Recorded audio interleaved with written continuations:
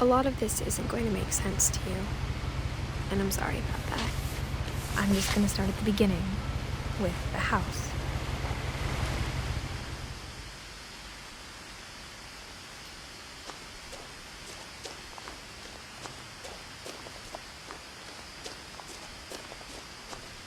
I lived here until I was 11, but I wasn't allowed inside half the rooms.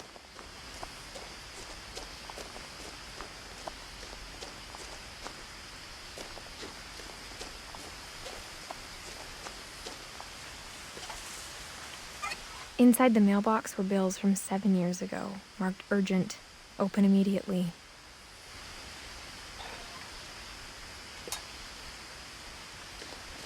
I hadn't been back since my brother Lewis's funeral.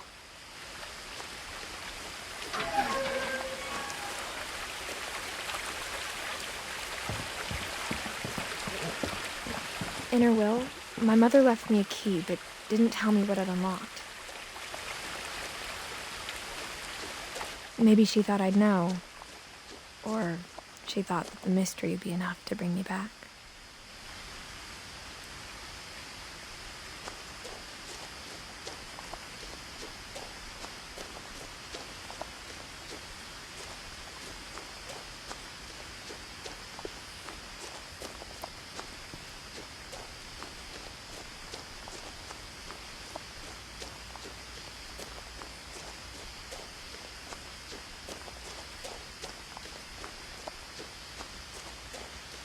No one had driven this way in a long time, but I saw a few hoof prints.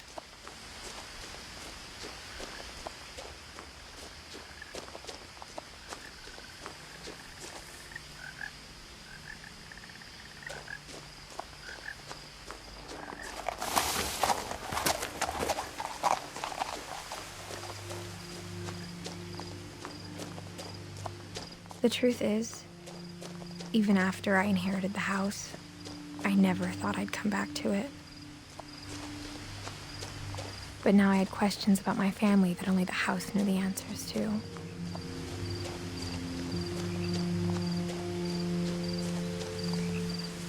The house was exactly like I remembered it, the way I'd been dreaming about it.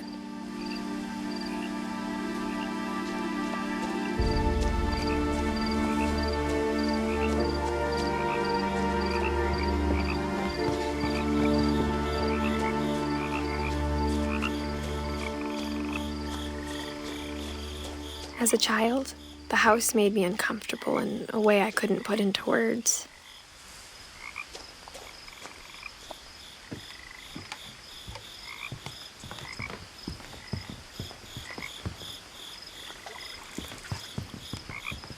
Now, as a 17-year-old, I knew exactly what those words were.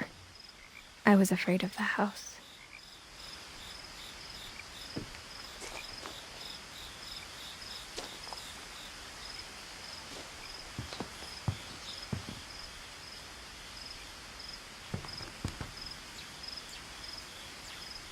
I hoped the key might unlock the front door.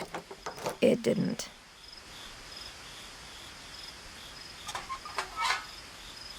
Looking in, I felt like the house itself had been waiting for me.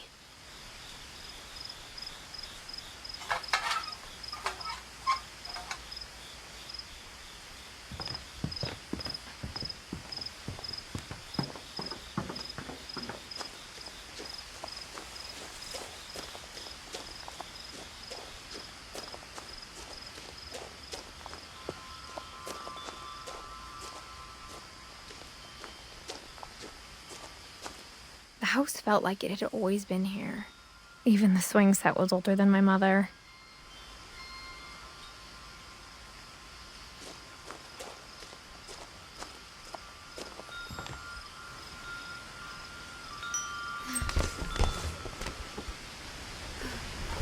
Crawling through the doggy door used to be a lot easier when I was 11.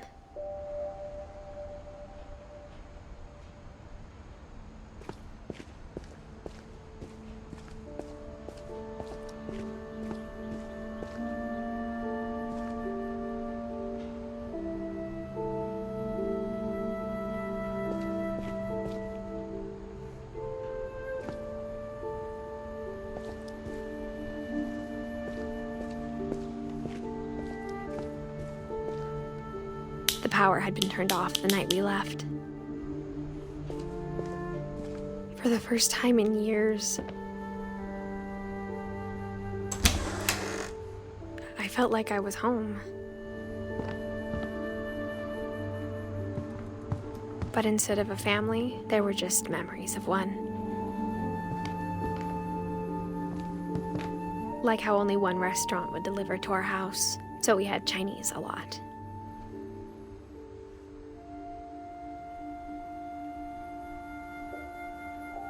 Or how after Louis started working at the cannery, we all got sick of eating salmon. Except our cat, Molly.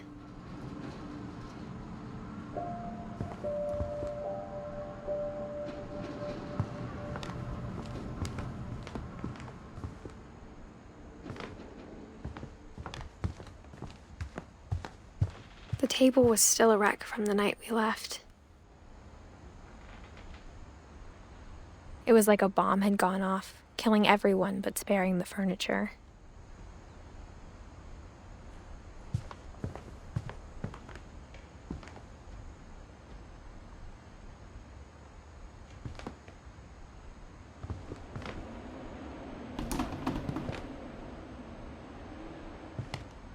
My mom was the only one of us who could imagine Great-Grandma Edie living in a nursing home.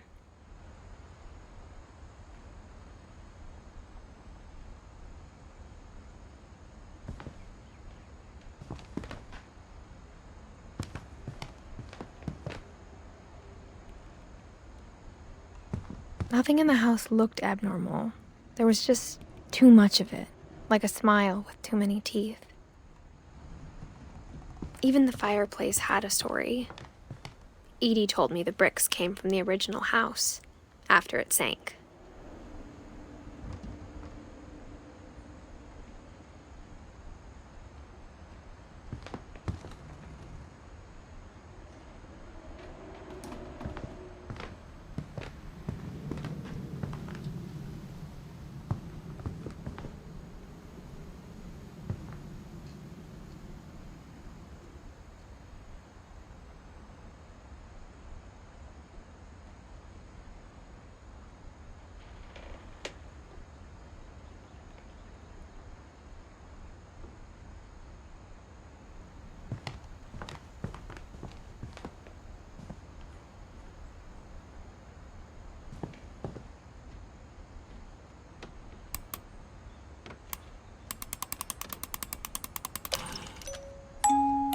Great-Grandpa Sven built a music box for Barbara, along with the rest of the house.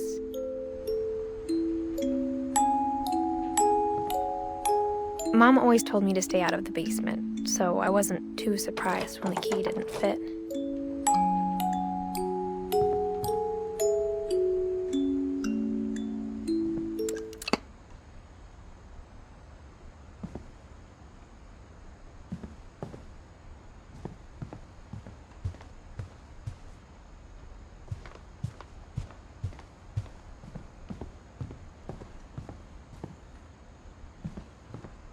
My mom wasn't much of an optimist, but she never stopped believing that my brother Milton was alive.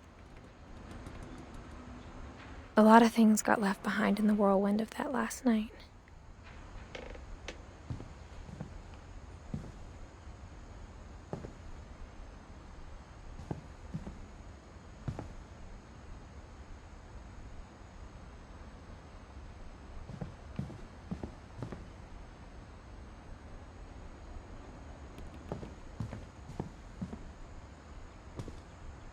After Milton disappeared, Mom sealed up all the bedrooms. Then Edie retaliated and drilled peepholes.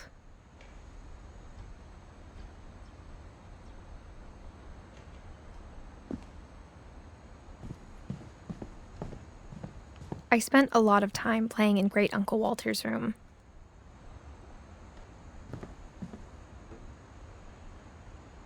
I think my mom sometimes regretted not sealing it up.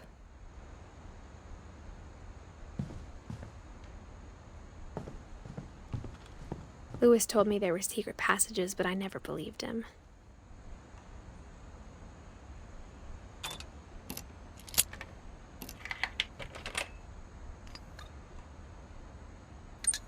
Turns out, My mom was really good at keeping secrets. Now it was time to find out what my mom had been afraid of.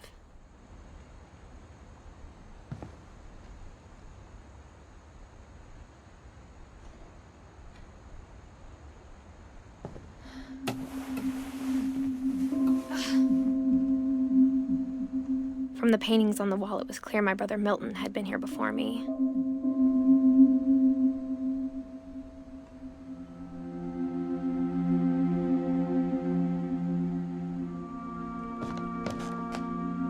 Reading this, maybe it sounds like I had a plan. But I had no idea what was behind that door.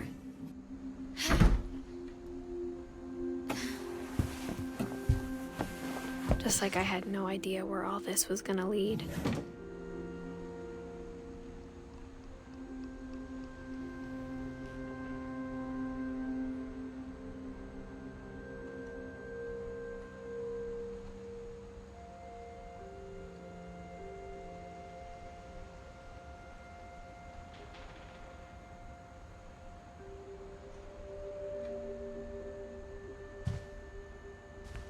I grew up looking at Molly's room through the peephole. Molly's gerbil had a tiny bedroom with its own even tinier gerbil cage.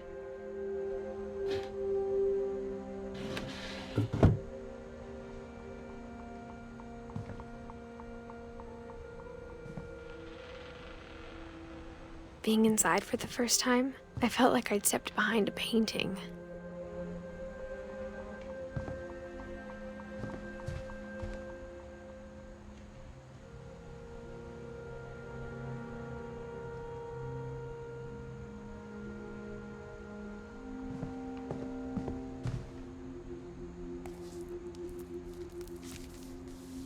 December 13th, 1947. Dear Diary, I'll be gone soon, but I wanted to tell somebody about what's gonna happen. It started when Mom sent me to bed without dinner. I woke up and I was starving, so I looked around for something to eat.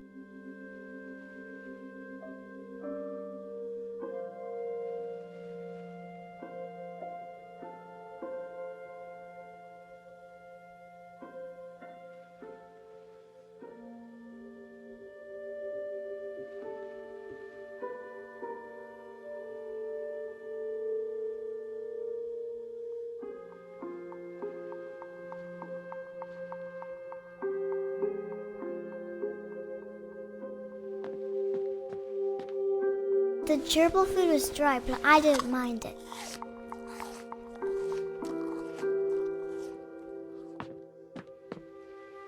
My Halloween candy was all gone.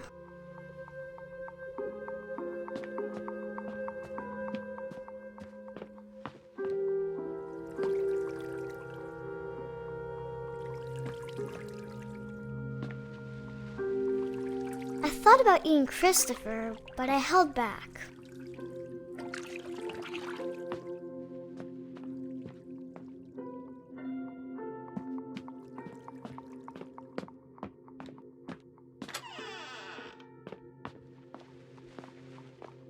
I kept eating and eating.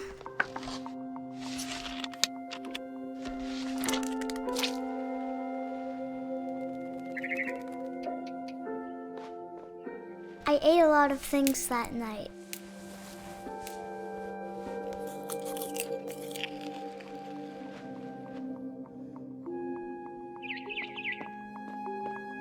Then I heard chirping outside my window. It was a barn swallow going back to her nest. I reached out for her.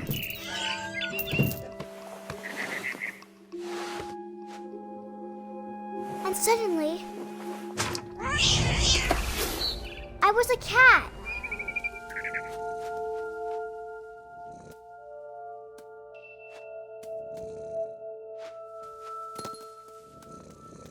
I tried to be quiet, but the bird was really scared.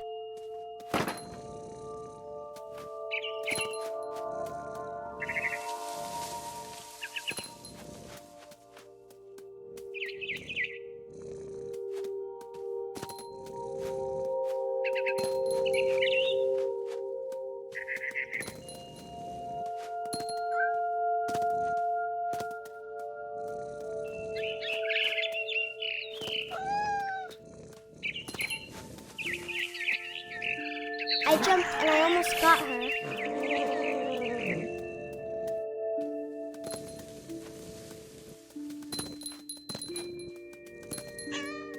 I could tell she was getting really tired. Now I was up in the big tree. I promised Dad I wouldn't climb it anymore. All I cared about was eating that mama bird. I gobbled her up. And suddenly, I was an owl. First, all I heard was the wind. Then I heard little teeth nibbling in the grass.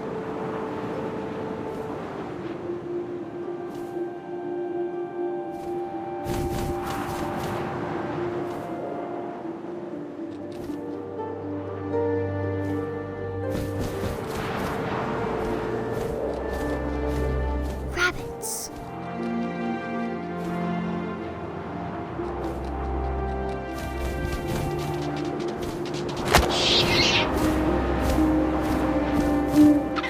I imagined his face looking up and seeing mine through my talons.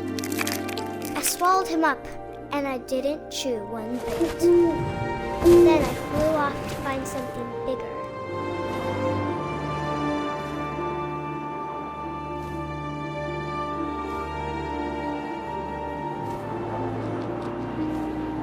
A mama rabbit.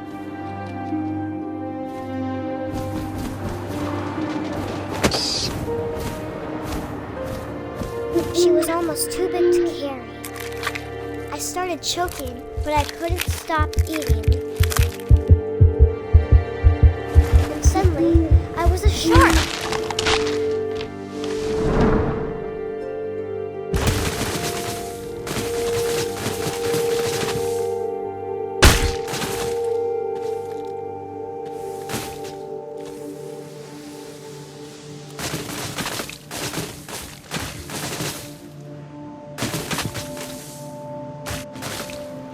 I rolled off a cliff and into the ocean. Now, I was hungrier than ever.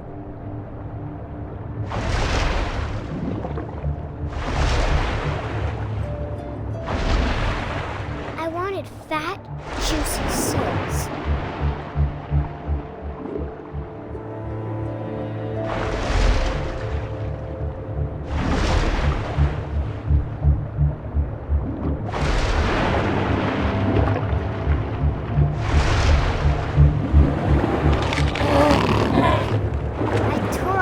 Flipper, and it tasted really good.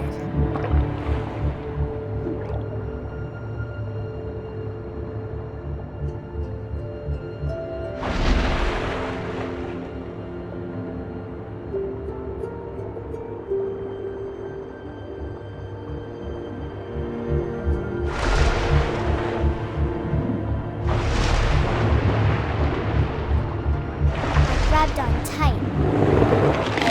I was so hungry, I jumped out of the water. When I opened my eyes, everything had changed.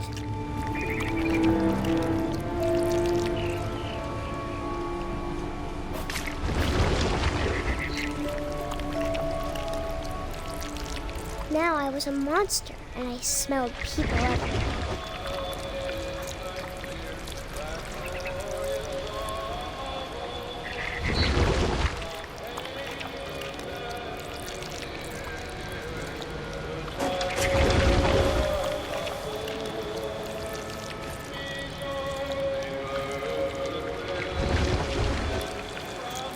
I was big, but I moved real quiet.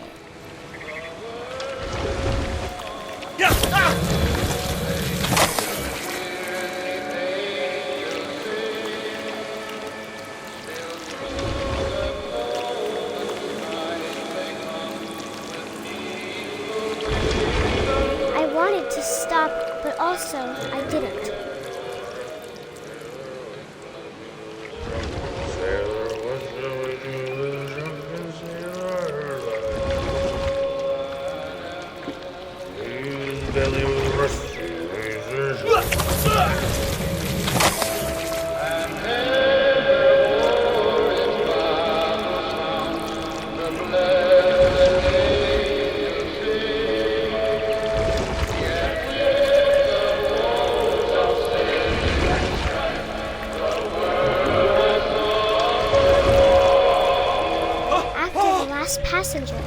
was still hungry. And across the water, I smelled something new. Something I had to have, so I swam towards it.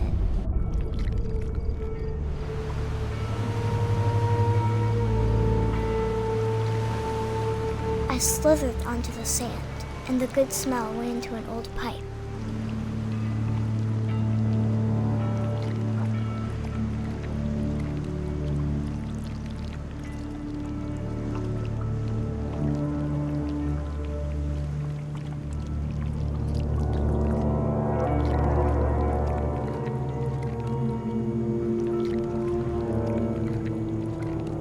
I got closer and closer.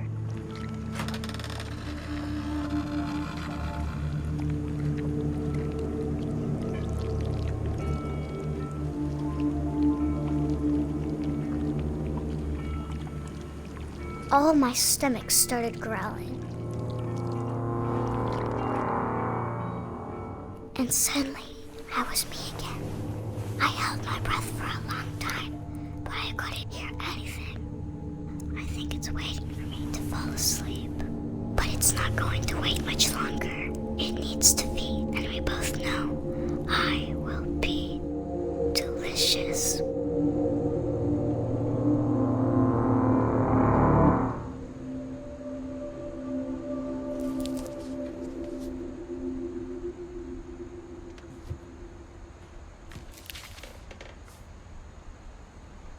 I'm not sure if I believed all of that, but I'm sure Edie would have.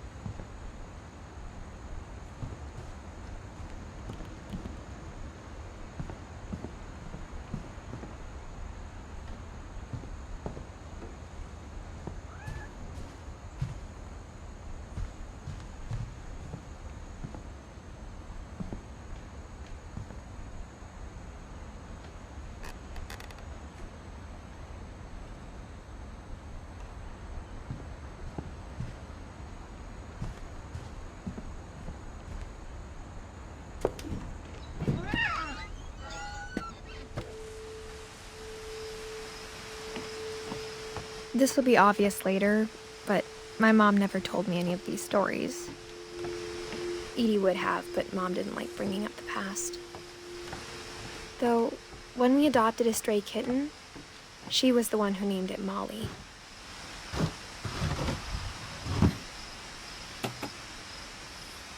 I spent a lot of time in Great-Grandma Edie's room.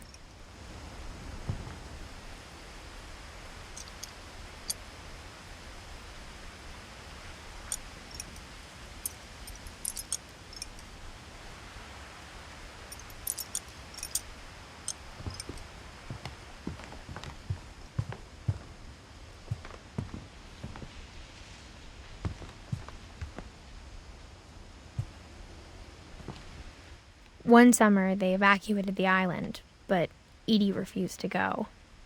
For a few weeks, she was a celebrity.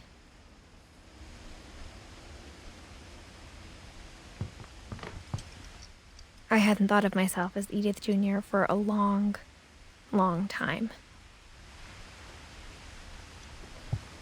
Edie gave a big interview about a mole man living under the Finch house. My mom was furious.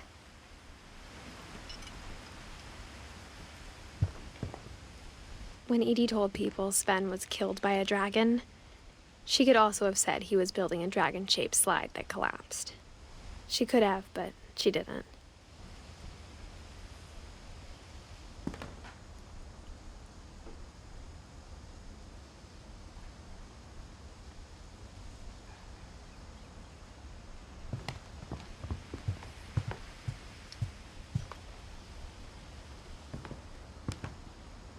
Her room was like a museum. For 500 years, the Finches have been famous throughout Norway for their fortune and misfortune.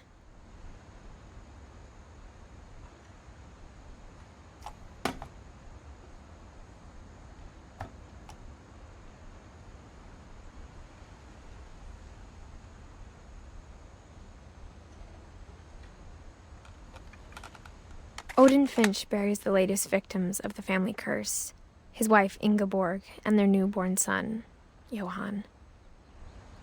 On January 7th, 1937, he set sail with his family and his house, hoping to leave the curse behind. But 40-foot waves off the coast of Washington send the house and Odin to the bottom of the sea. Odin's daughter Edie, with husband Sven and baby Molly, step ashore on their new home, Orcas Island. Odin Finch is the first to be buried in the new family cemetery. His daughter Edie is already dreaming of a new Finch house.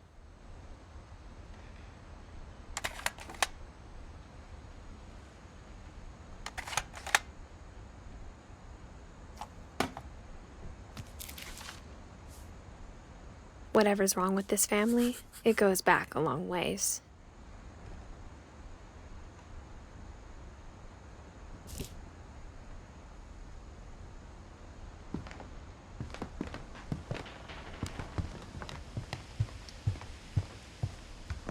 Even in her 90s, sometimes Edie seemed a lot younger than my mother.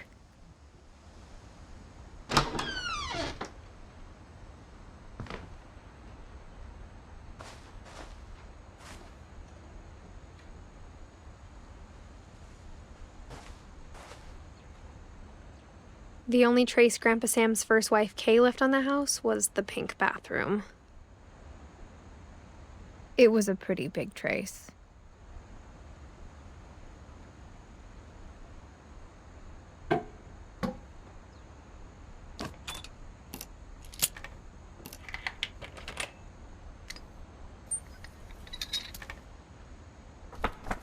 There's a secret in this bathroom.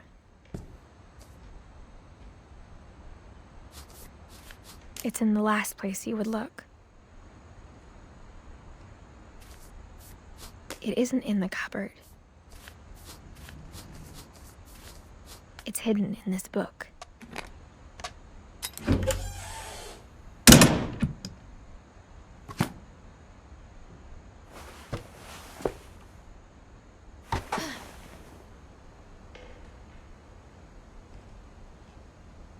Sven gave Sam an old camera he'd refurbished.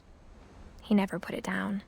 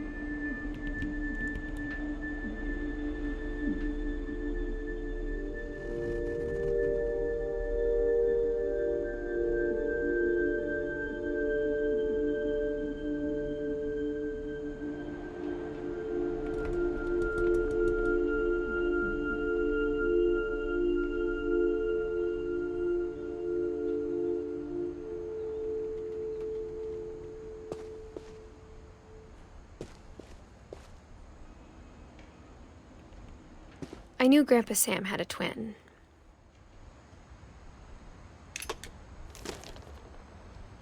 And that he never talked about him.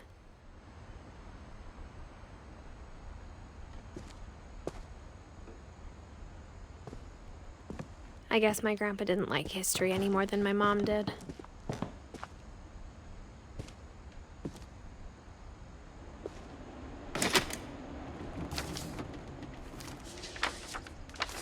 How I Want to Remember My Brother by Sam Finch.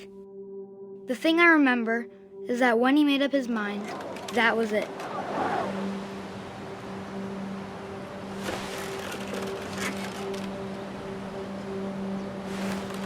My brother said he'd die before he ate another mushroom. And he did.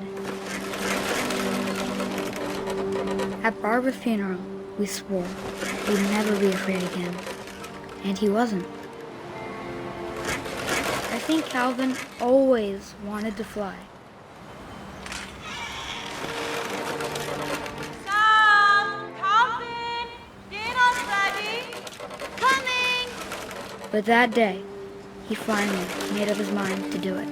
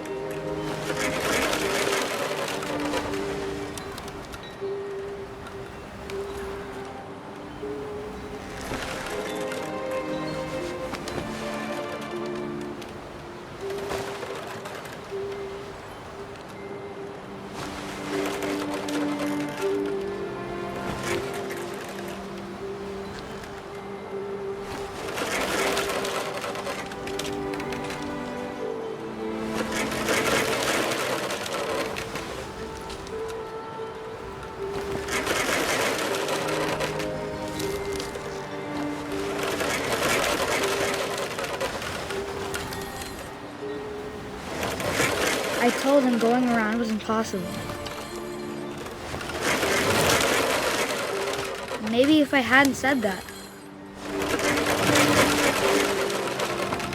Calvin! I'm not gonna tell you again!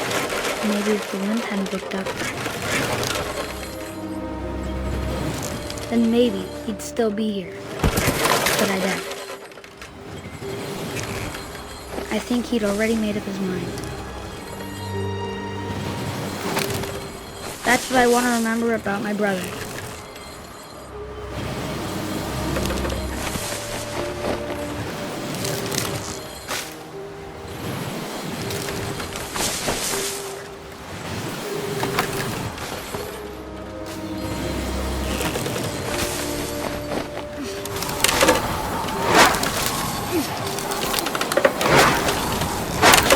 The day he made up his mind to fly.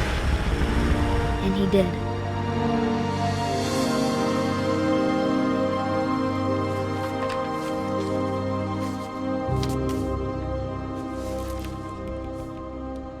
Calvin's story felt strangely familiar. When I was younger, I remember trying to do the exact same thing.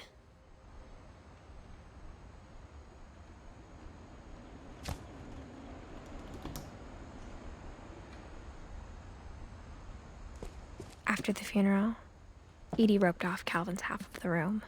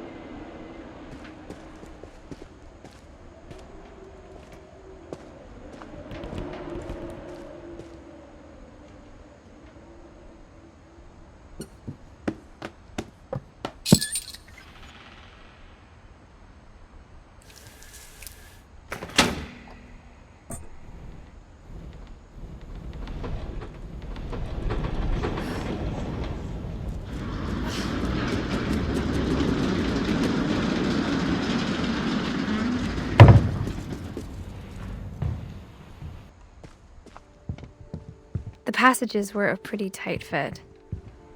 They'd obviously been built for smaller hands and bellies.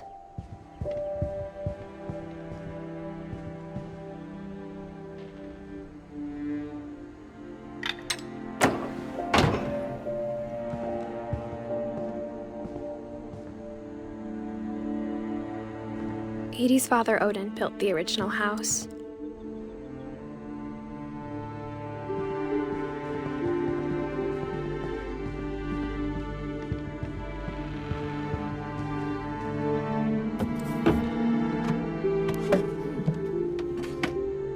Growing up, I always thought of Barbara as a child star.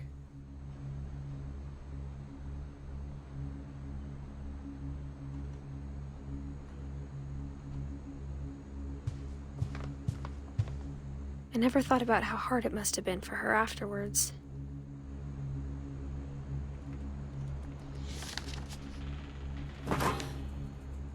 Of all the stories people wrote about Barbara's death, I'm surprised Edie saved this one.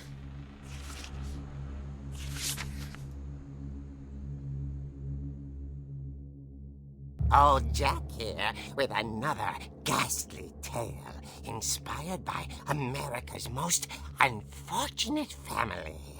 I'm calling it The Surprise Ending of Barbara Finch.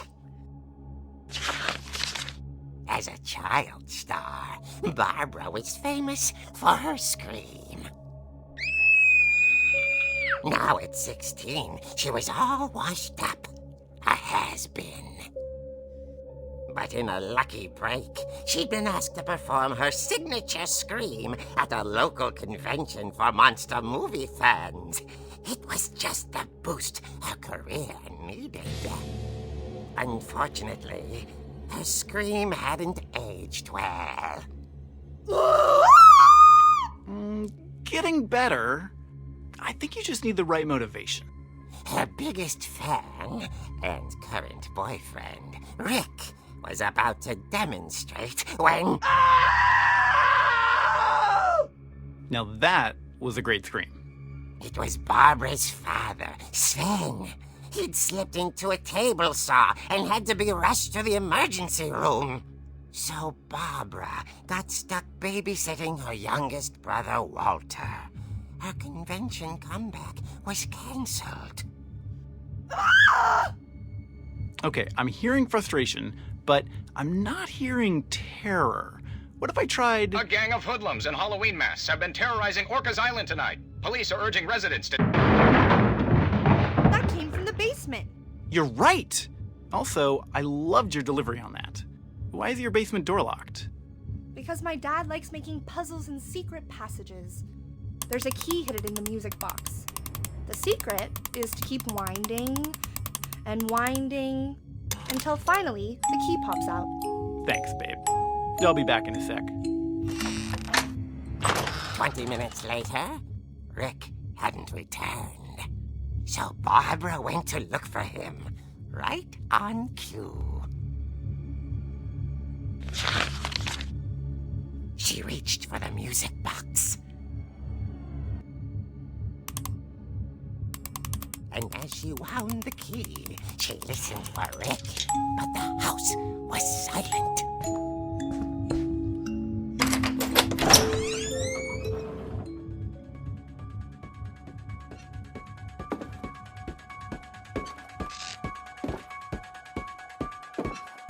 She found Rick's crutch and imagined the worst.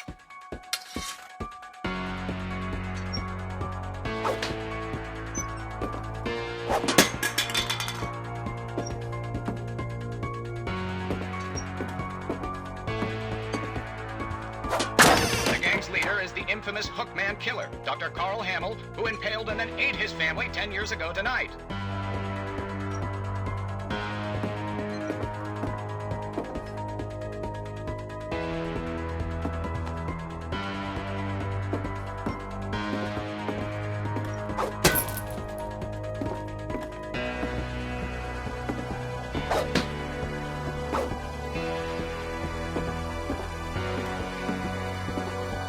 The old fridge rattled and grew still.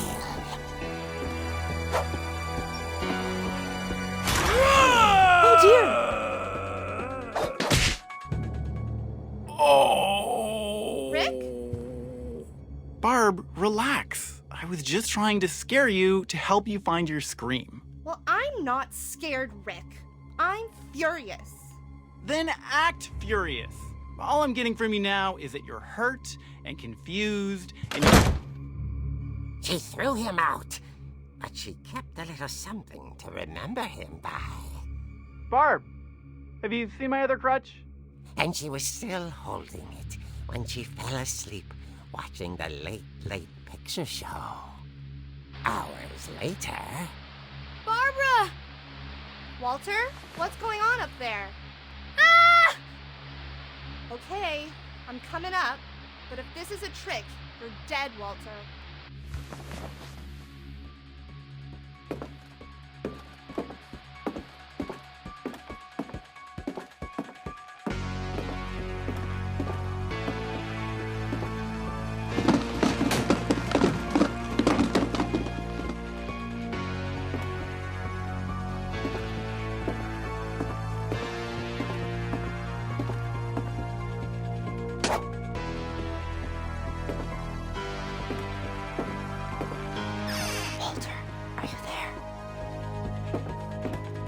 Walter had vanished, but his bedside radio was still on. Orcas Island police describe the man as 6 feet tall, with a steel hook for a hand. Residents are urged to lock all doors and windows and notify the police of any suspicious activity. Barbara turned, saw the hook man, and was speechless. He was quite smashing.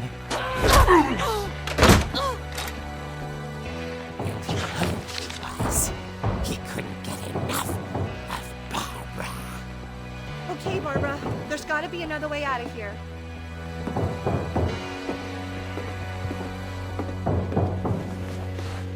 That night, she played her part beautifully.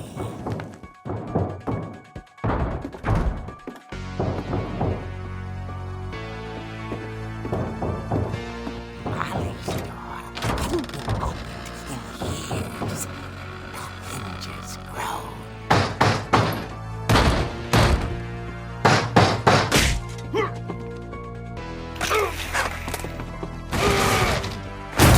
He wasn't moving, but she sensed the story might not be over yet.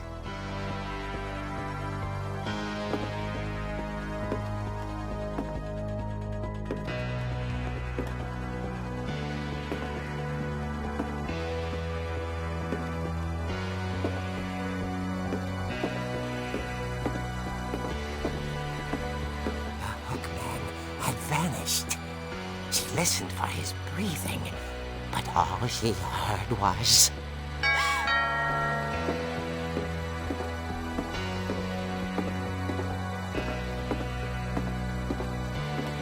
At the door, she heard whispering. It was coming from inside the house.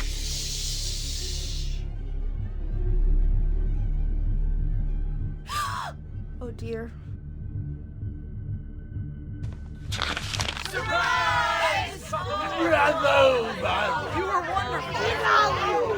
monsters had come to surprise her. For Barbara, it was a dream come true. Then she saw what kind of monsters they were, and she realized what was about to happen. She was going to be famous. And with her final breath, Barbara Finch gave the performance of her life.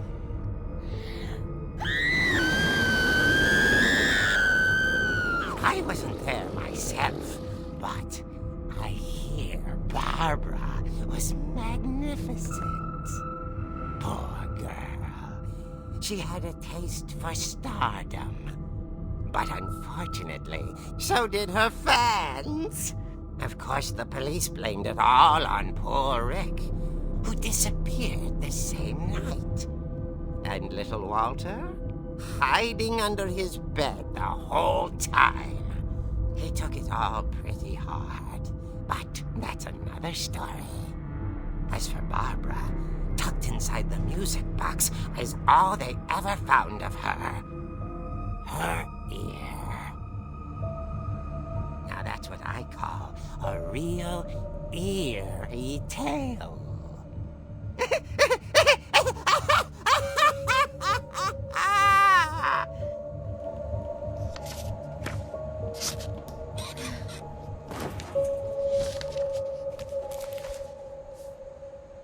Edie told me all Barbara wanted was to be remembered, as absurd as that comic was. Maybe what Edie saw was a happy ending.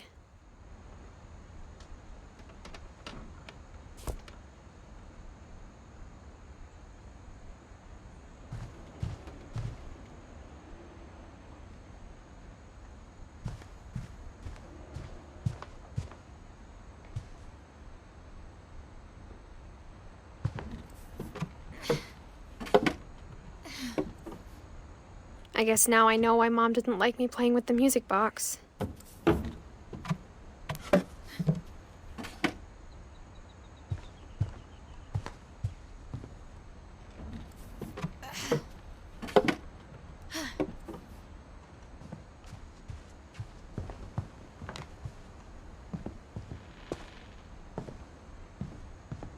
Whenever people ask me about my family, the first thing they always want to know about is Barbara.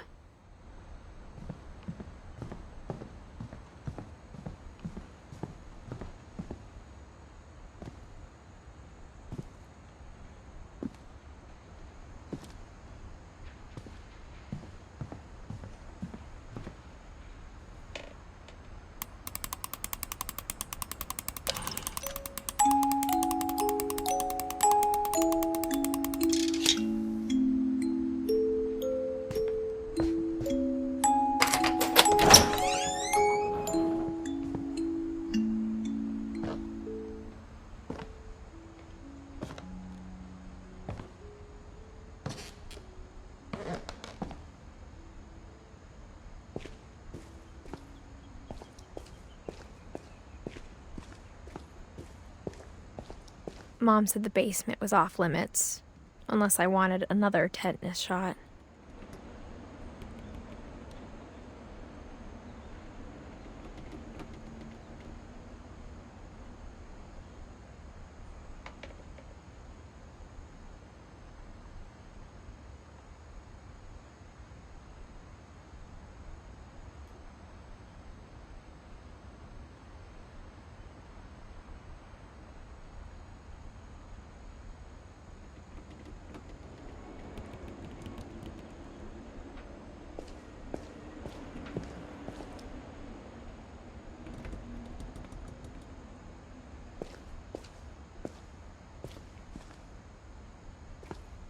I saw Edie sneak down to the basement once, carrying packages.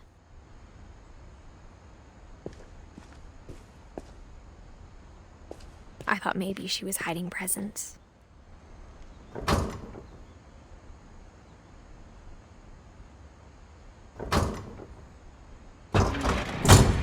It turned out she was hiding a lot more than that.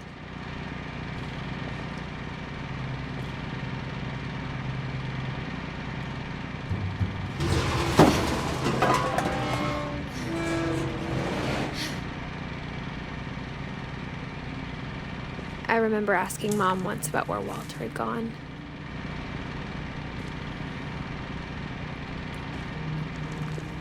She said after Barbara died, he got as far away as he could.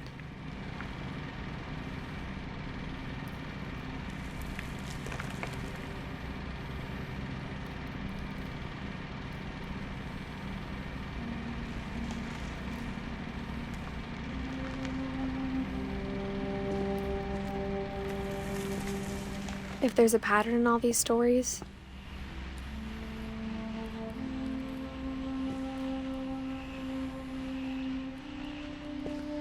I think it's that none of us has gotten very far.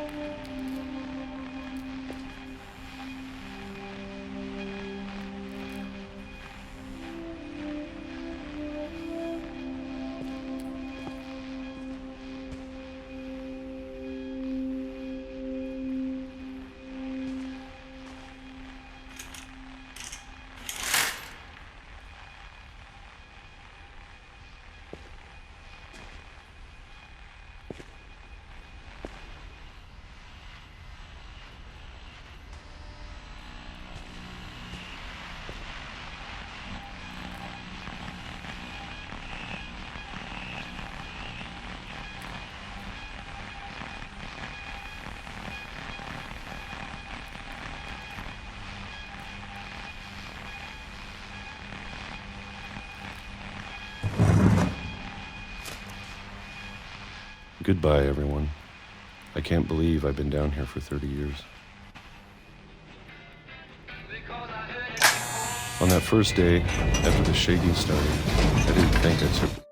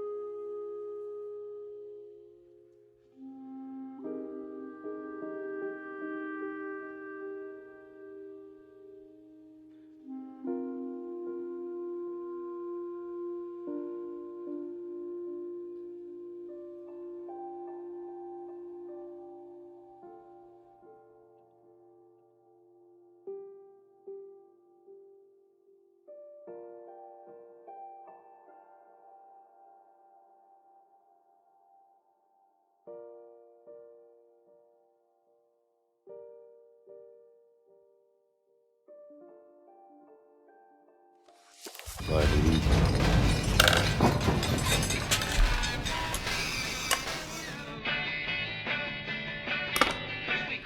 But after a few days, I settled into a routine. That's what kept me sane. Having a schedule, living for today. I always expected to be dead tomorrow. But if you wait long enough, you get used to anything.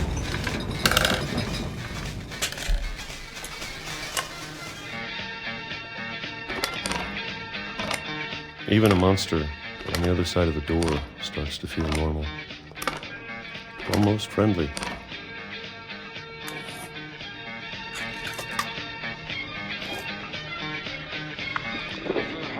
And then one day, everything just stopped. Whatever that thing was, it was gone. Maybe it got tired of waiting. Or maybe I just got tired of being afraid.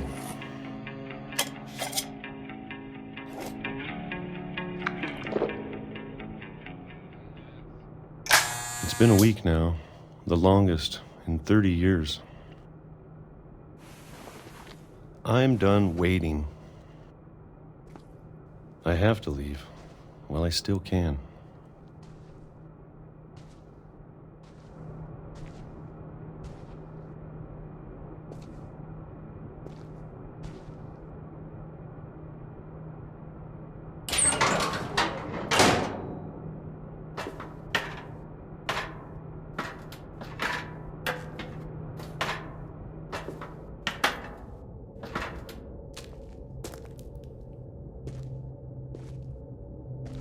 I know it's out there, somewhere. Whatever killed Barbara and Molly and Calvin. Maybe this is all a mistake. But I need to stop living the same day. Even if it kills me.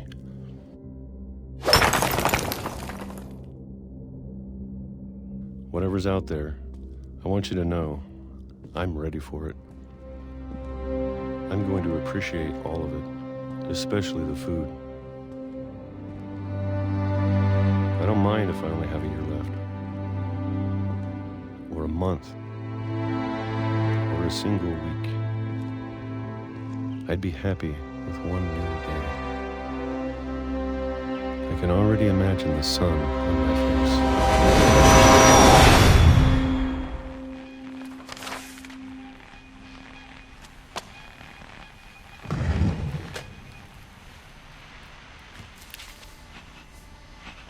Walter died when I was 6. I can't believe my mom never told me he was down here.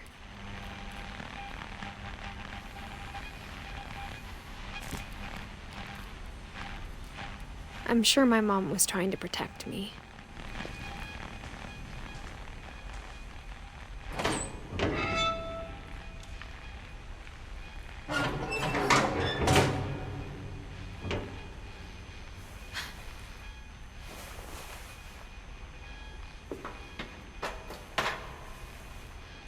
Maybe she was afraid I'd end up like Walter. But if she never told me about an uncle under the house, I can only imagine what else she was hiding.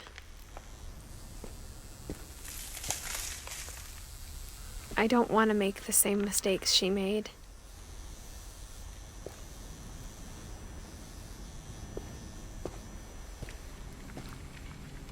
Trying to bury something that's still alive.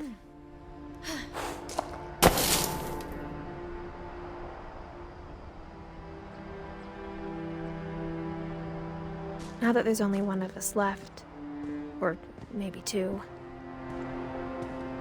I thought it was time I heard the stories for myself and found out what happened to everyone else. But now I'm worried the stories themselves might be the problem. Maybe we believed so much in a family curse, we made it real.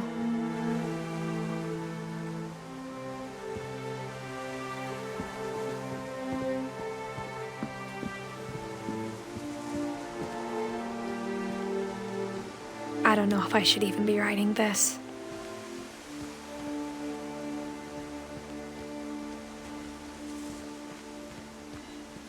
Maybe it'd be better if all this just died with me.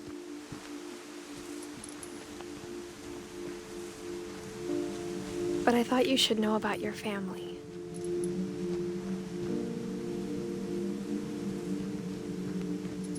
And the history you're a part of.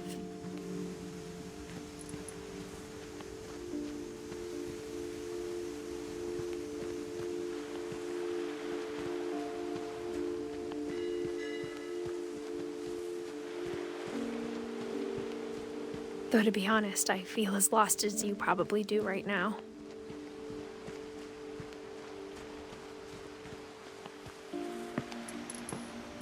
I think the people in these stories believed them, for what that's worth.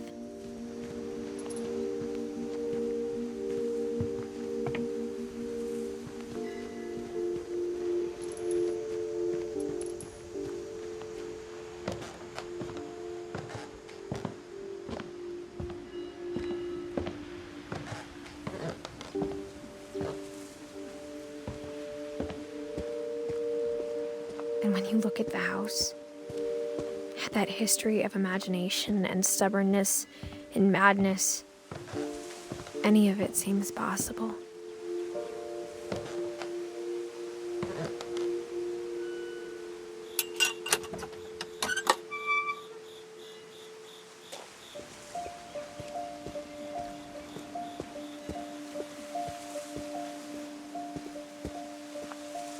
I think we've been surrounded by death for so long, we've just gotten used to it. What kind of family finishes building a cemetery before starting the house?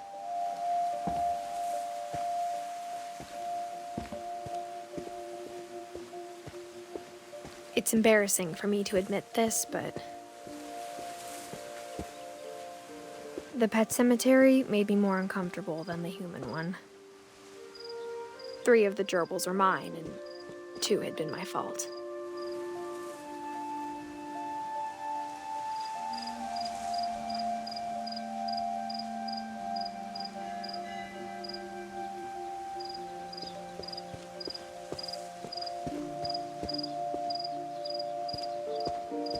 Sven built the house, but it was Edie who designed the cemetery.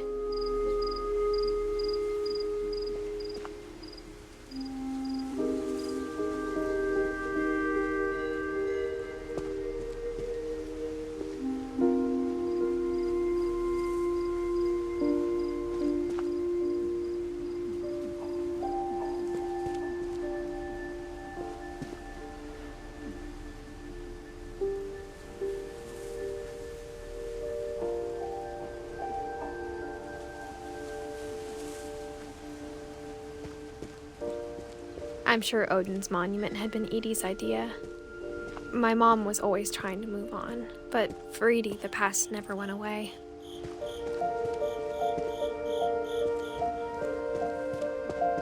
She could see it poking out of the water at low tide.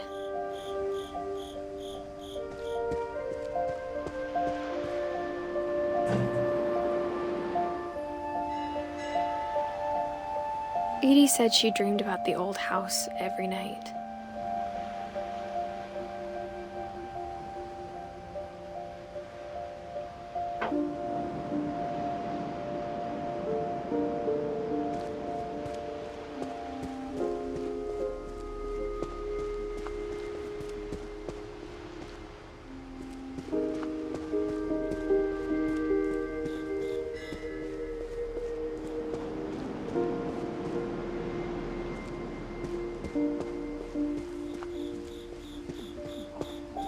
Edie's side was always easier for me to understand.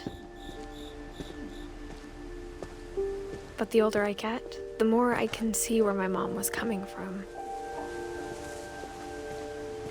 Her dad had been pretty strict, but it wasn't enough to save her brothers. She was just trying to do better.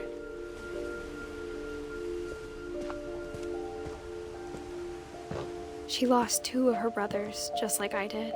I get why she tried so hard to protect us.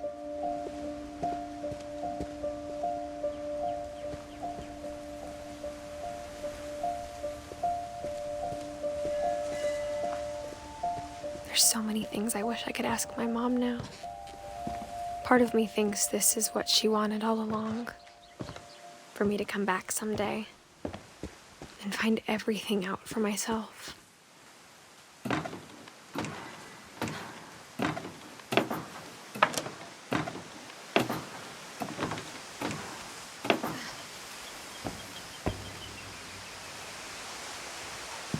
But looking back on it now,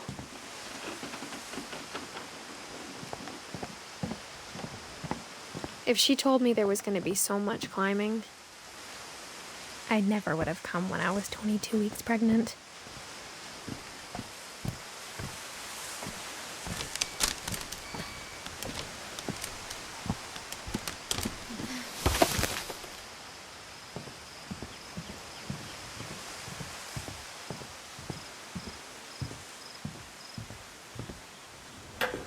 I never met Grandpa Sam, but I think he and my mom had a lot in common.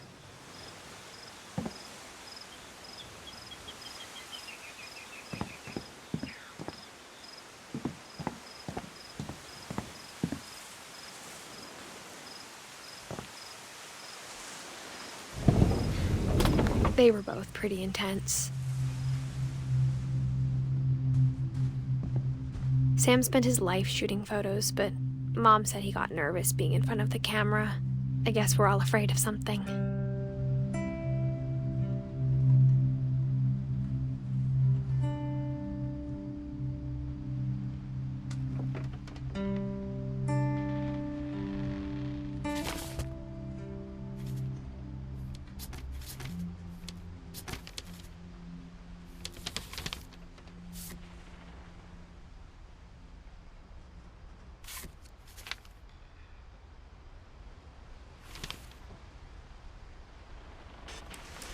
Dawn, I promise, you'll never forget this weekend. Yes, sir. These memories are gonna last a lifetime. Am I gonna have to shoot anything? It's a hunting trip, Dawn. Shooting is strongly encouraged. Shouldn't we be leaving? Just want to get a shot of you, Dawn, then we can take off.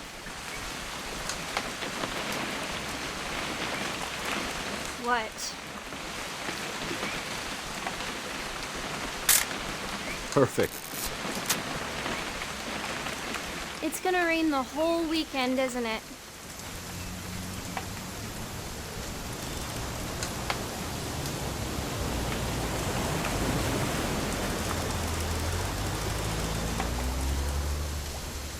Please just take the damn picture. Hey, language. Did you want to get a picture of me or what?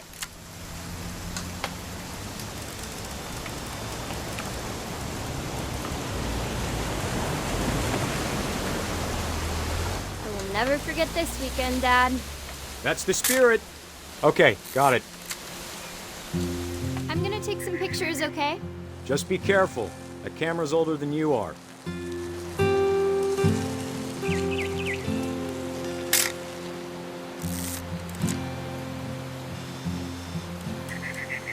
You're right, Dad. It's starting to clear up. Still freezing, though. Aw.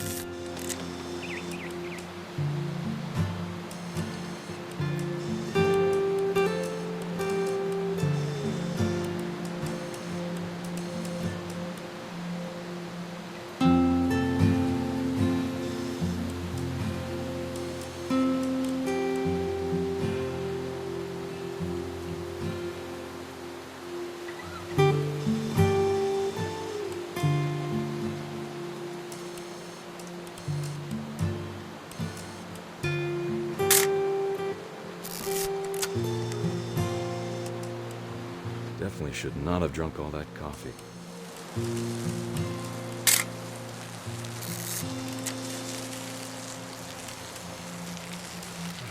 Nothing quite like being outside. Hey! That's a keeper. Hold still while I take a picture of you. I'm just saying, I'm not always gonna be here, Dawn. You'll need to remember this stuff, if you want to survive. I'll be fine, Dad. You know who else thought he was gonna be fine? Some guy who died. Dawn, I'm being serious. I know, Dad. You're always serious. Doesn't being out here make you want to chill out? Well, to tell you the truth, I haven't been out here in 20 years.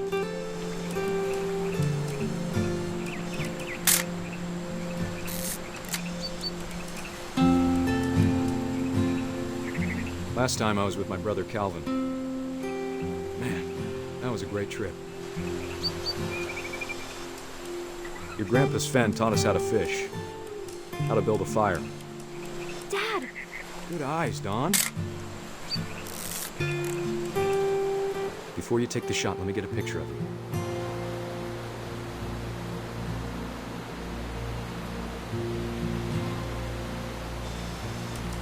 Dad,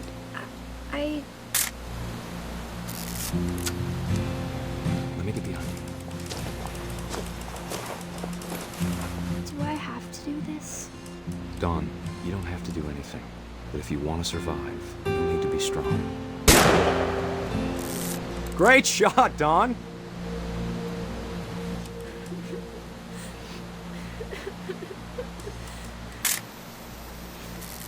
I'm proud of you, Dawn. Always remember that, okay?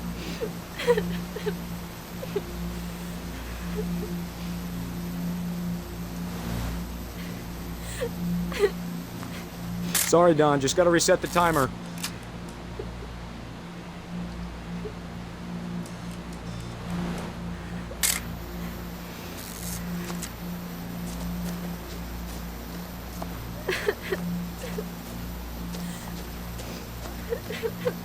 Dad, it's twitching. I think That's it's totally so... normal, Dawn. Just focus on the camera. Try not to think about Dad!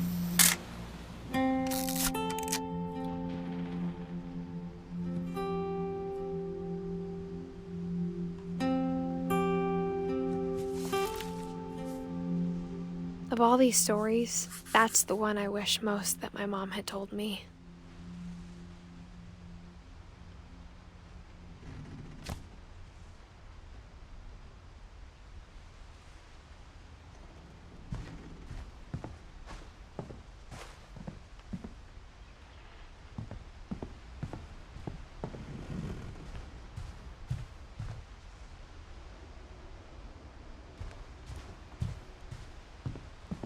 Instead of hiding from death, Sam seemed to go out of his way to meet it.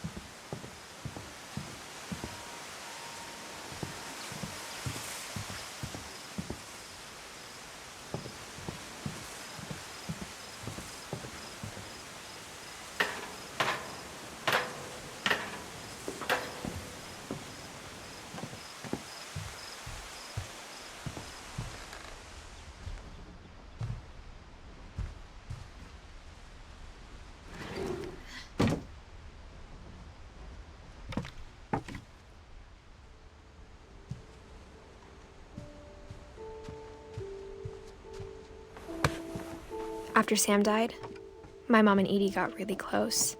They'd both lost a lot.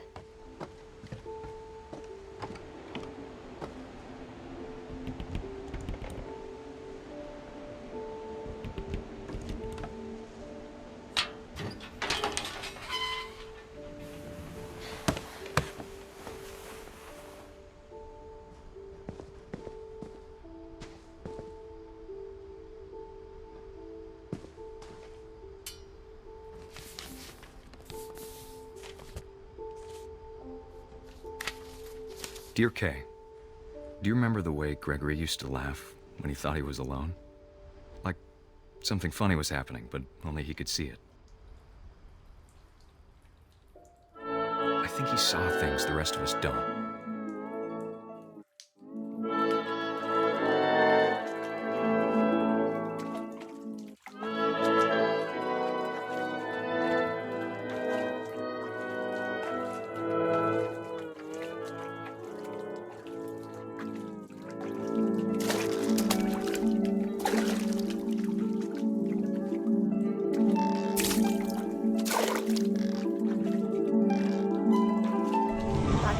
Gregory, it's time to... Hold on, sweetie. Hello? Sam, I told you I don't want to talk right now. I wonder what he saw.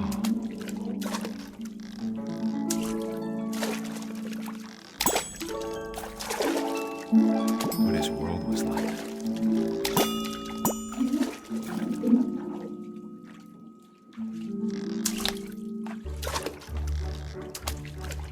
He reminded me so much of Calvert.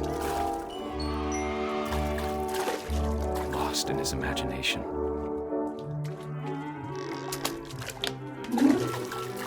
Whatever it was, he saw.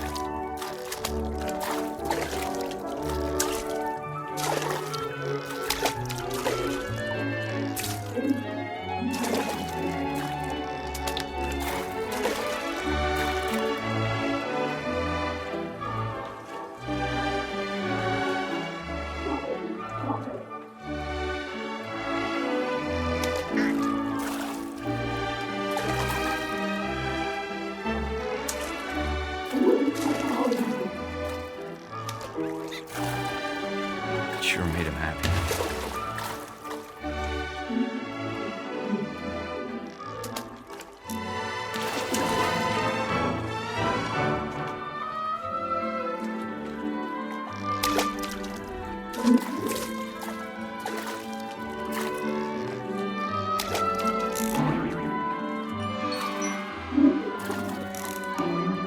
I know how silly it sounds.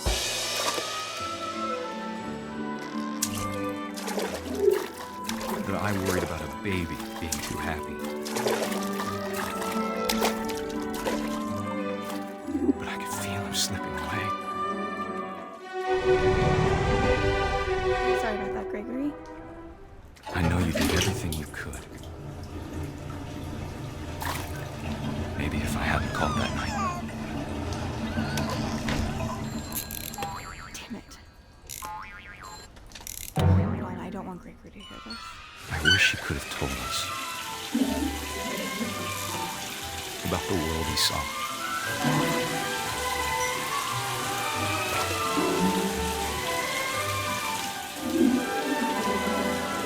There's so much I don't understand about Gregory, about everything.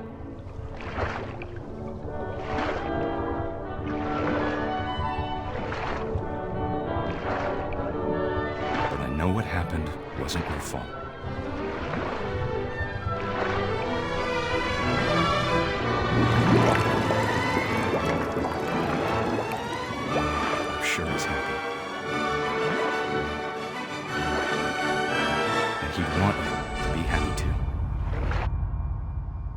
Good luck, Kay. Love, Sam.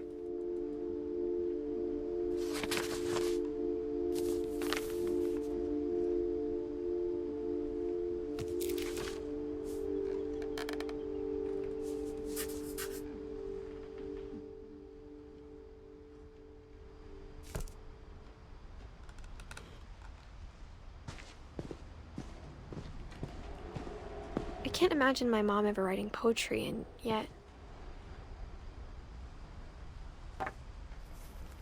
A poem for Gus, who always said the wedding was a bad idea. Our father never hit us kids, at least not very hard, before the day my brother said with teenage disregard that he'd be dead before he'd see a wedding in our yard.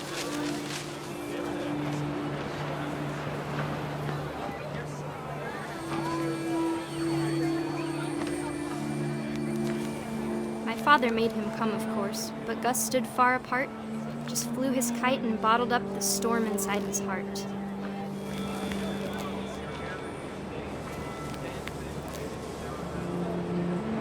I tried to talk him out of it, but though he'd never met her, we don't need a stepmom, were the words that I now pronounce you husband and wife.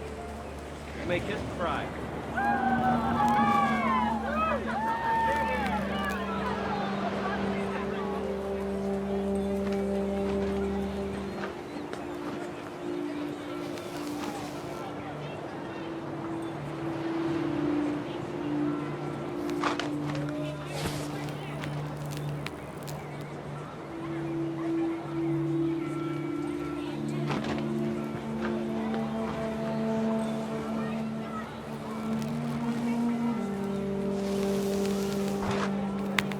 When the time for photos came, Dad ordered him to come here.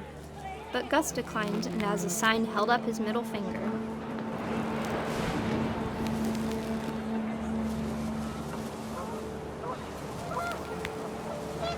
The wind picked up, and panicked geese appeared and quickly went.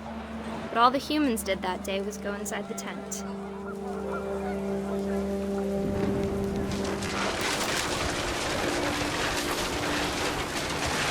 The rain came down in buckets then, but no one seemed afraid that nature might destroy the tent our dad had crudely made.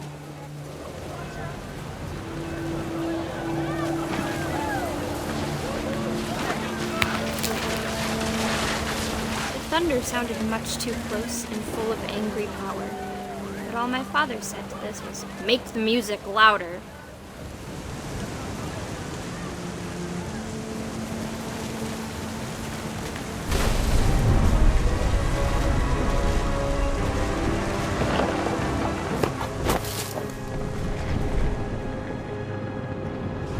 I wish that I could truly say I thought about you on that day. Out there on the beach alone, just you, the wind, the sea, and foam. But I didn't, until we found you.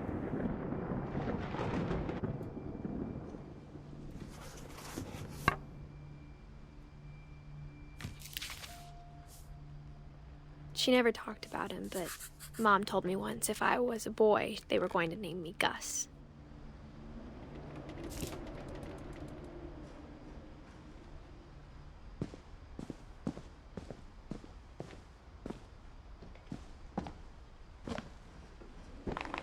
My mom moved up to the loft after her brothers died. At the time, it was as far away as she could get.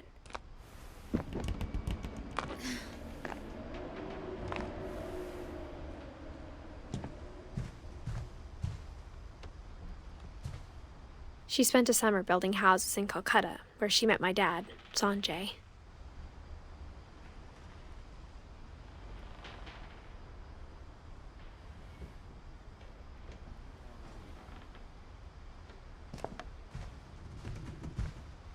Religion was another thing my mom never talked about, but I think it helped her a lot after her dad died.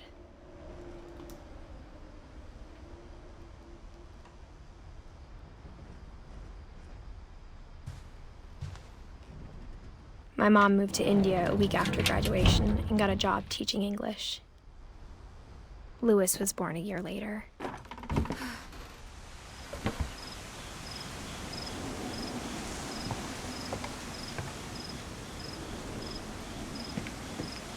When my dad died, I don't think Mom knew where else to go.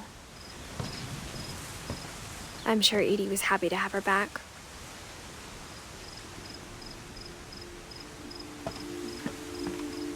The house had to get a little bigger, but Edie was used to that.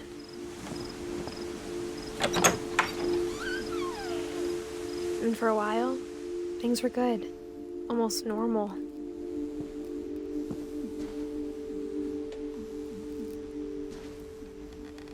But it didn't last.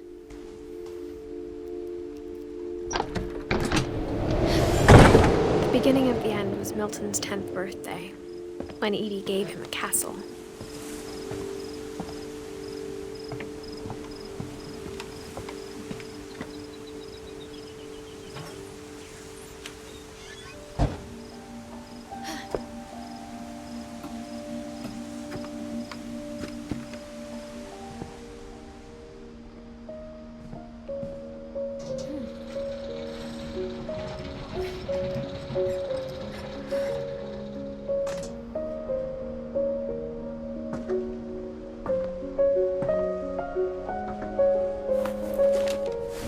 Milton Finch in The Magic Paintbrush.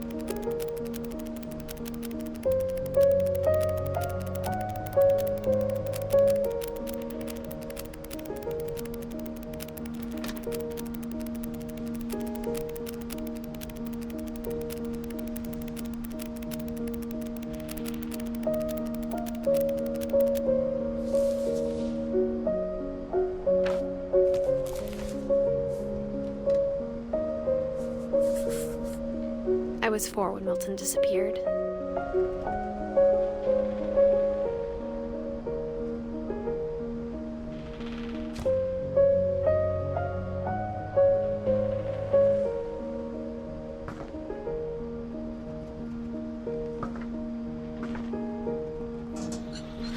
Mom spent months searching for my brother. Then she sealed the doors.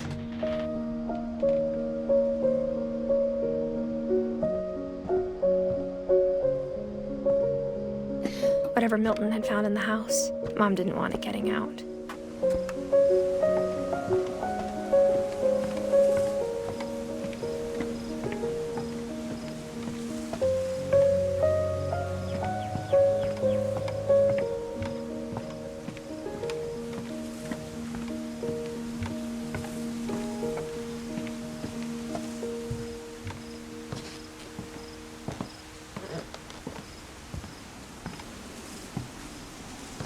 Mom definitely blamed Edie, but I think Louis blamed himself.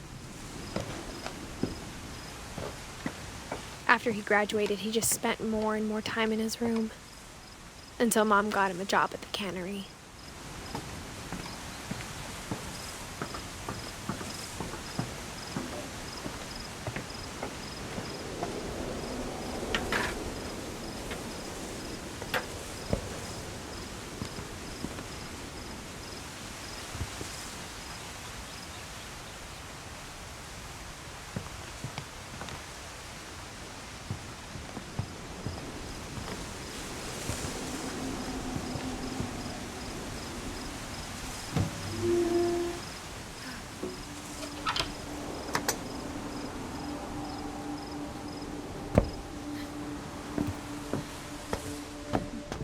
Louis's room smelled very, very familiar. That part of him lived on.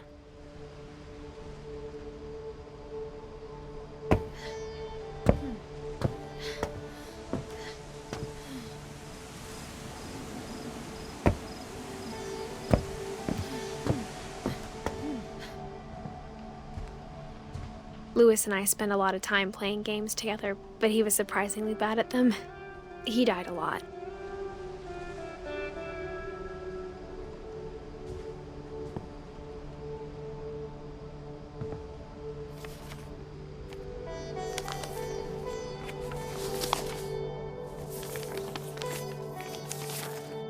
Dear Mrs. Finch, as Lewis's psychiatrist, I can understand your desire for an explanation. As I see it, the trouble began in January, shortly after we convinced your son to seek treatment for substance abuse. Newly sober, I believe Lewis first noticed the monotony of his daily life.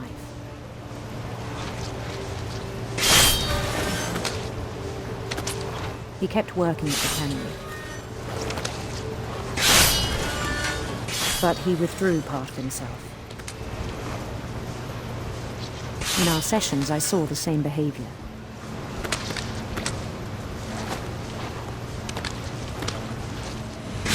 His mind began to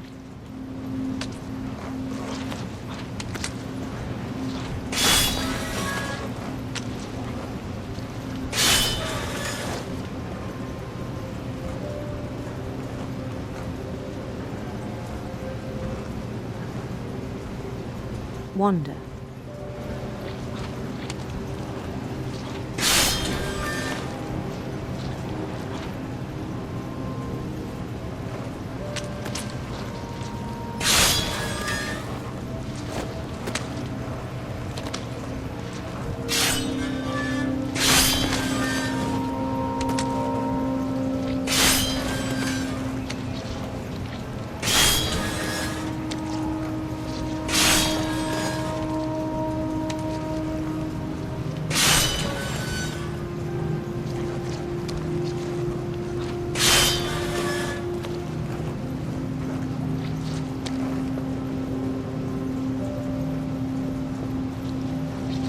I asked him to describe it.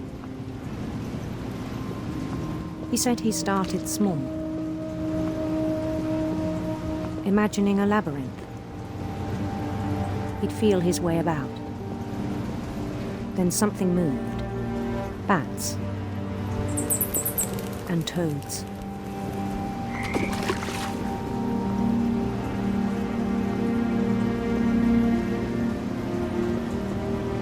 And things that have not names. He knew it was all in his head. But he took it very seriously. I had hoped he'd find himself.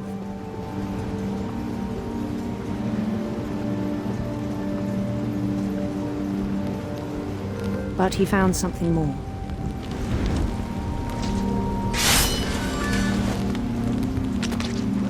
I worried about him then. Daydreaming at the cannery. I spoke with his boss. But he said Lewis had become a model employee. Methodical, tireless, focused. Like a whole new Lewis. So I let him go on.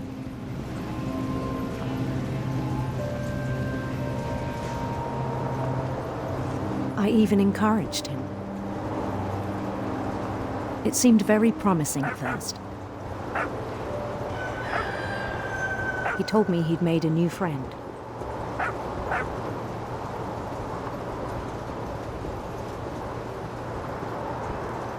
On the edge of a city he named Lewis Topia. He built the city up slowly, brick by brick. Then he made musicians.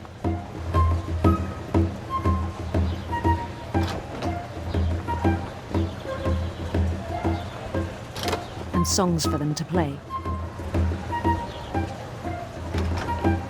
He talked about starting a band. And he was always humming something. Every day his imagination grew stronger. He no longer spoke at the cannery.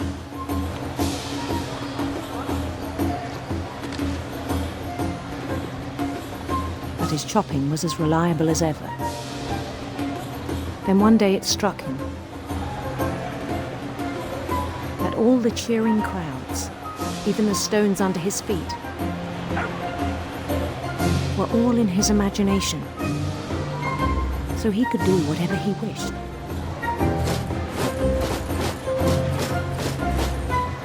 he held an election for mayor. And he won.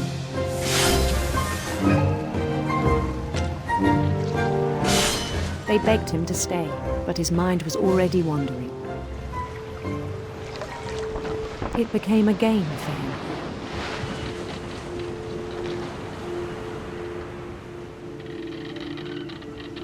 He'd conquer a city, then immediately push on.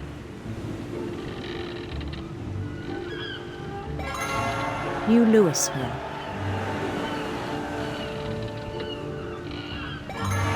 St. Louis. He started drifting away from our reality.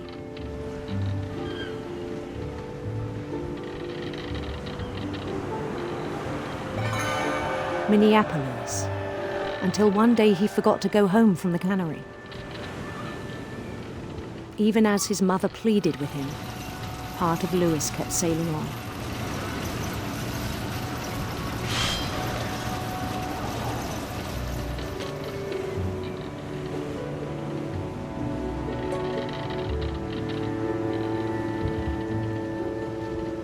In Louisburg, he heard rumors of a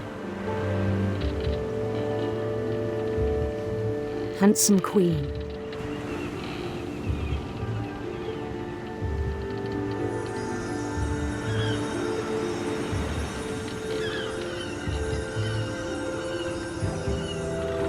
The queen was on her own quest for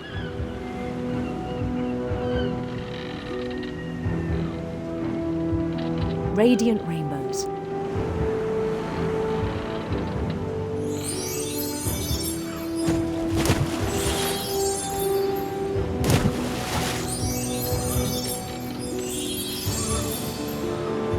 He followed the sound of her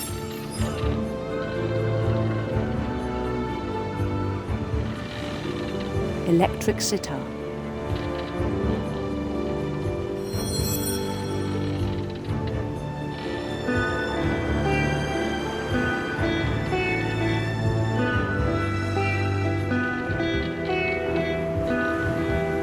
His chase led him to a golden palace east of the sun and west of the moon. Even then, his logic remained sound. He knew the world was all in his imagination.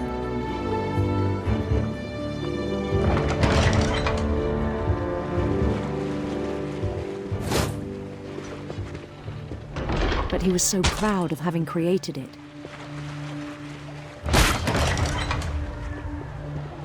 In his own eyes, he'd become something greater than a king.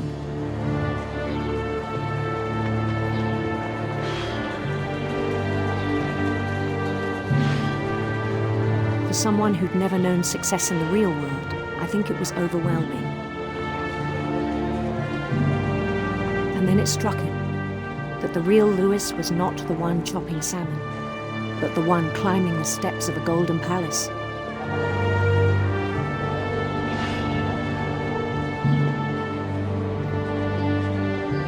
My imagination is as real as my body, he told me. It was hard to argue with him.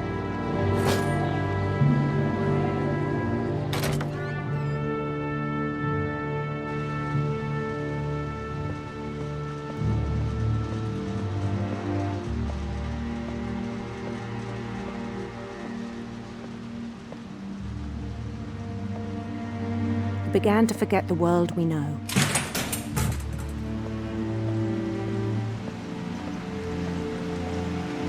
I think it pained him to remember Louis, the cannery worker.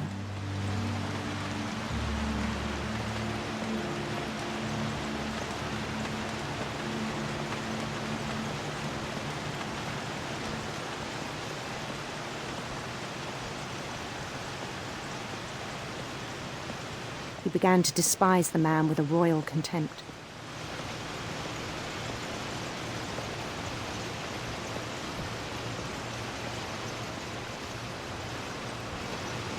I still thought I could save him. Even after he said he was being crowned king over all the lands of wonder.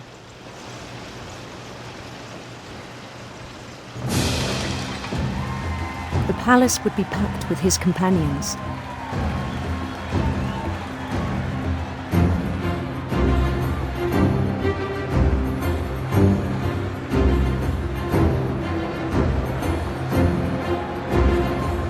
Including the wise Calico who'd insisted on advising him.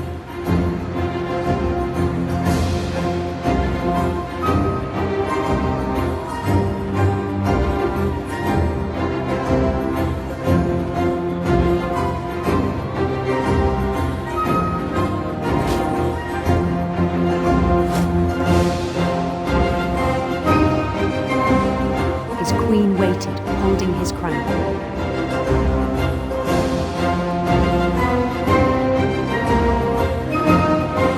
There was only one thing left to do.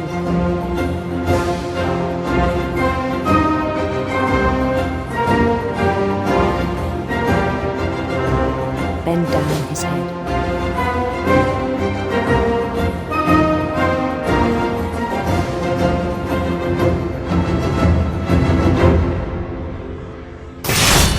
And the rest I think you know. Mrs. Finch, your son was a kind man who will be missed by all of us who knew him.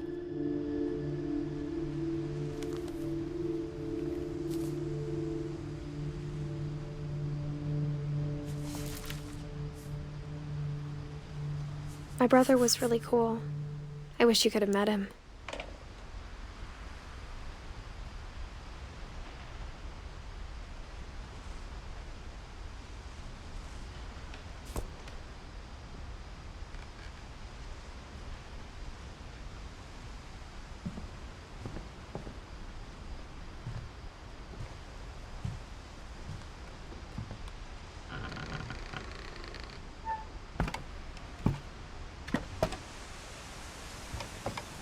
On the way back from Lewis's funeral, my mom told me to start packing. She waited until the day before we left to tell Edie. I'm not sure if she wanted to make it easier or harder.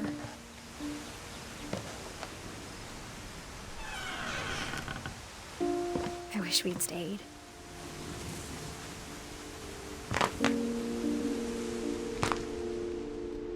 But I understand why we left.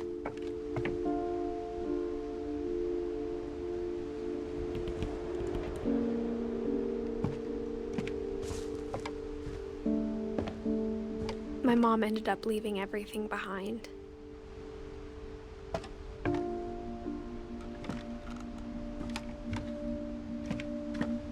What happened that night had been coming for a long time. Maybe it should have come sooner.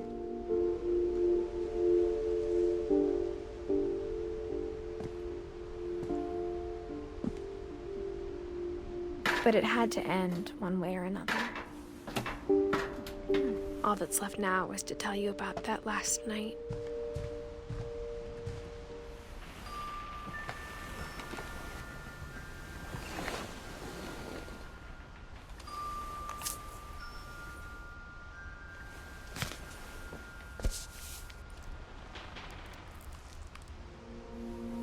That whole last day, Edie just watched us pack and didn't say a word.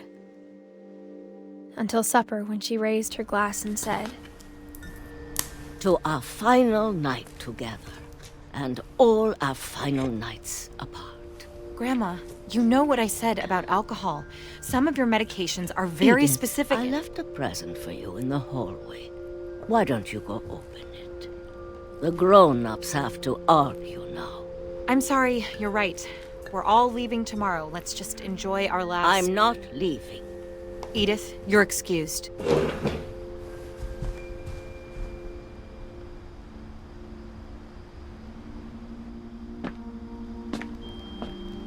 The power had been shut off that morning, but Edie always had plenty of candles. When my mom sealed the library, I don't think she knew about the other entrance. Or that Edie had a key to it.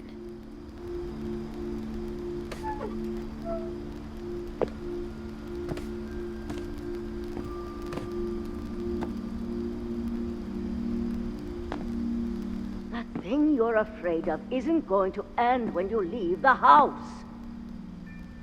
Edith has a right to know these stories. My children are dead because of your stories. I think it's best if Edith and I leave tonight. We'll have the nursing home send a van for you in the morning, okay?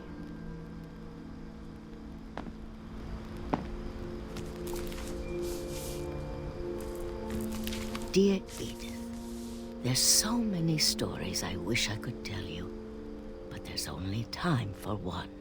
This is about what happened on the night you were born. That night, the tide went way, way out.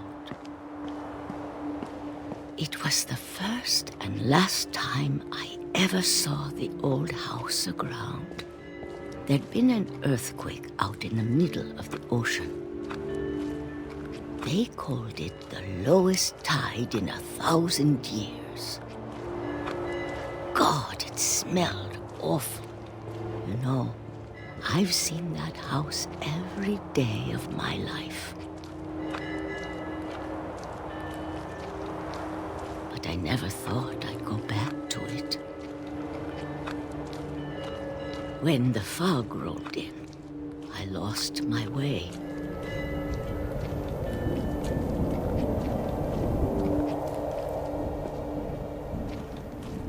I got turned around.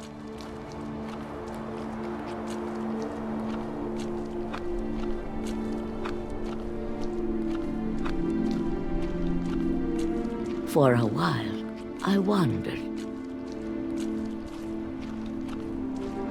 I started seeing things.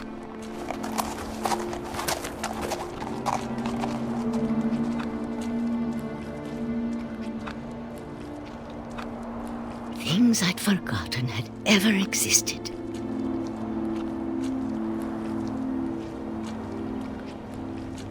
But when I saw them, they felt like old friends.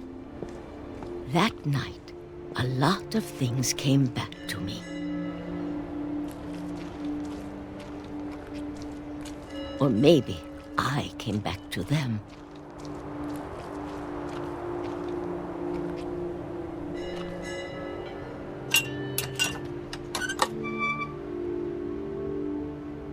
Things I can't explain, but that I need you to try and... Edith, what are you doing in here? It's mine. Edith! Mom, you're gonna rip it! Let go! I kicked and screamed, but Mom dragged me to the car.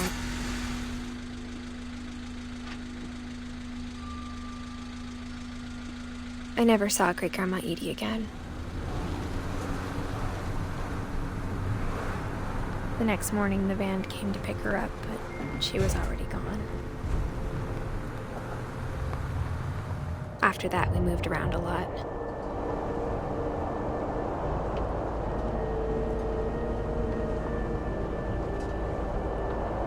We both tried to make the best of it.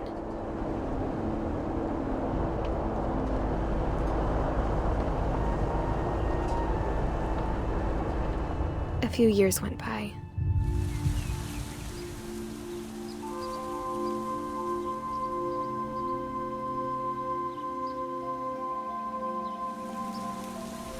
My mom didn't like to talk about it, but she started getting sick a lot. The rest happened pretty quickly.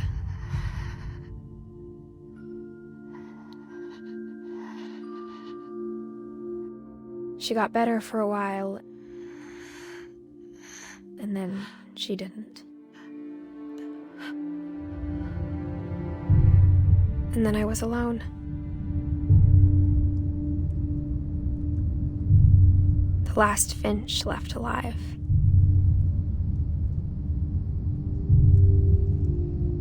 Until I found out about you.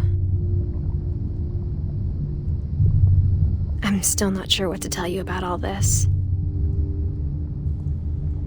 If we lived forever, maybe we'd have time to understand things. But as it is, I think the best we can do is try to open our eyes. And appreciate how strange and brief all of this is. This journal was supposed to be for you. But now I hope you'll never see it. I just want to meet you and tell you all these stories myself. But I guess if you're reading this now, things didn't work out that way.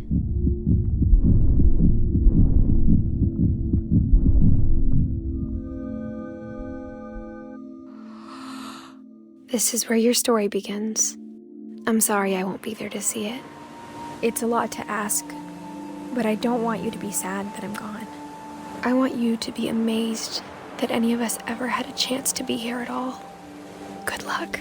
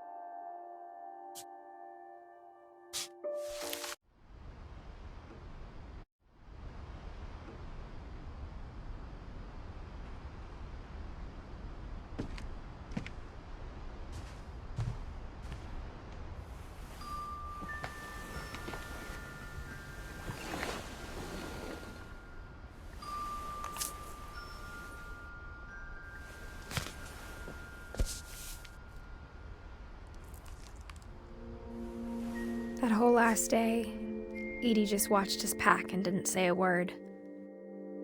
Until supper, when she raised her glass and said, "To our final night together."